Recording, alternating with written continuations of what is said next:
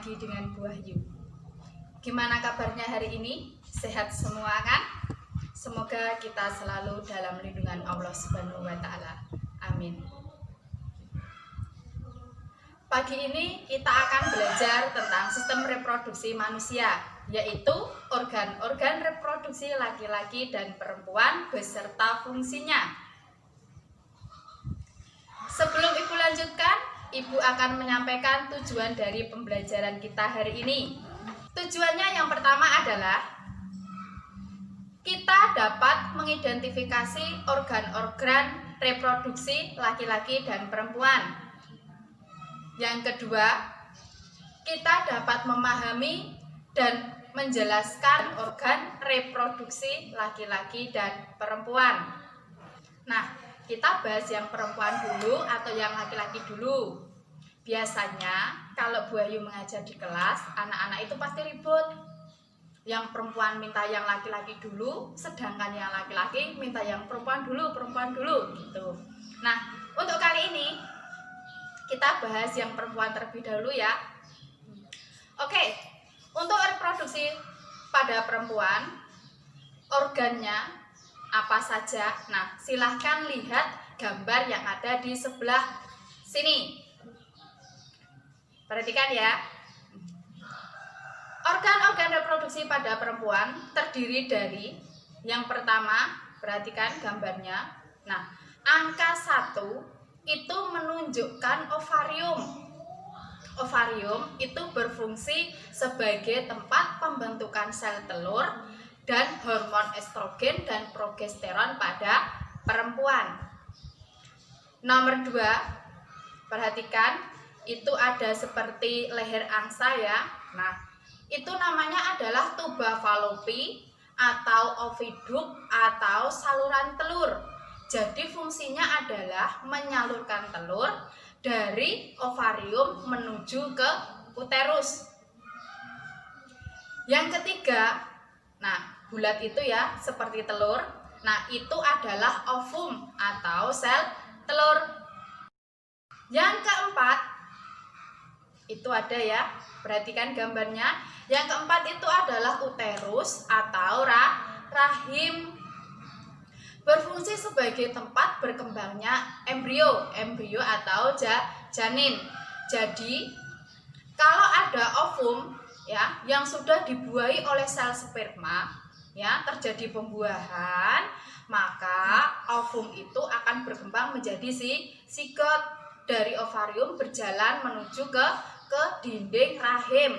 Kalau terjadi pembuahan itu nanti akan menempel di dinding rahim ya, kemudian akan berkembang di dinding rahim menjadi janin. Yang kelima itu adalah vagina, yaitu sebagai jalan keluarnya janin dan tempat masuknya sel sperma pada proses kopulasi. Ibu sedikit jelaskan, ovulasi adalah pelepasan sel telur dari ovarium ya. Jadi pelepasan sel telur dari ovarium menuju ke uterus. Nah, itu disebut dengan ovulasi. Sedangkan fertilisasi itu adalah pembuahan, bertemunya antara sel sperma dengan sel telur. Kenapa kita harus belajar sistem reproduksi? Nah, karena reproduksi itu merupakan salah satu ciri pada makhluk hidup. Tujuan dari reproduksi adalah untuk menghasilkan keturunan baru, sehingga mempertahankan keturunannya biar tidak punah. Jadi ada terus, seperti itu. Nah, selanjutnya organ-organ reproduksi pada laki-laki. Yang pertama, perhatikan gambarnya ya. Yang pertama itu vesikula seminalis ya, yang menunjukkan angka 1 itu adalah vesikula seminalis, berfungsi memberi nutrisi pada sperma ya. Jadi yang memberi makan sperma itu adalah vesikula seminalis. Yang kedua ada kelenjar prostat, berfungsi menghasilkan cairan semen ya, dan cairan semen ini berfungsi untuk mempertahankan pH sperma pada saat di dalam vagina. Yang ketiga, ya, yang kecil itu ya, kecil sekali itu gambarnya, kelihatan ya. Nah, itu adalah kelenjar Kauperi. Berfungsi menghasilkan cairan seperti mukus. Yang keempat, itu ada epididymis. Nah, yang panjang itu ya. Nah, gambarnya panjang itu adalah epididymis, saluran yang berkelok-kelok, berfungsi sebagai tempat menyimpan dan pematangan sperma. Terus yang ditunjukkan oleh angka nomor 5 ya, angka nomor 5 itu adalah skrotum. Di sini skrotum fungsinya sebagai kantong pembungkus testis. Yang keenam ya, yang keenam seperti telur itu ya. Nah, itu namanya adalah testis.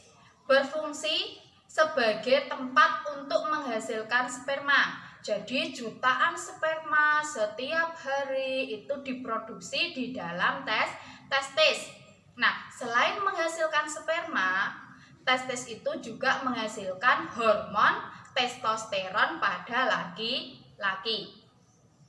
Yang ketujuh ya, yang ketujuh itu adalah penis. Berfungsi sebagai alat kopulasi untuk memasukkan sperma ke dalam rahim. Terus yang nomor 8 itu adalah uretra. Berfungsi sebagai saluran urin dan sperma. 9 itu adalah vas deferens. Vas deferens di sini berfungsi sebagai saluran pengeluaran cairan sperma menuju ke uretra. Nah, anak-anak, itu tadi merupakan materi kita pada hari ini. Bu Ayu berharap walaupun kalian belajar di rumah, tapi harus tetap semangat ya belajarnya. Nah, tidak lupa untuk tugasnya. Untuk tugasnya bisa dikirim di kolom komentar atau bisa dikirim di WhatsApp pribadi. Ya, tugasnya adalah buatlah tabel perbedaan antara organ reproduksi laki-laki dengan organ reproduksi perempuan. Nah, cukup sekian pertemuan hari ini. Ibu ucapkan banyak terima kasih. Jangan lupa jaga selalu kesehatan dan tetap patuhi protokol kesehatan. Sudah ya? Terima kasih. Wassalamualaikum warahmatullahi wabarakatuh.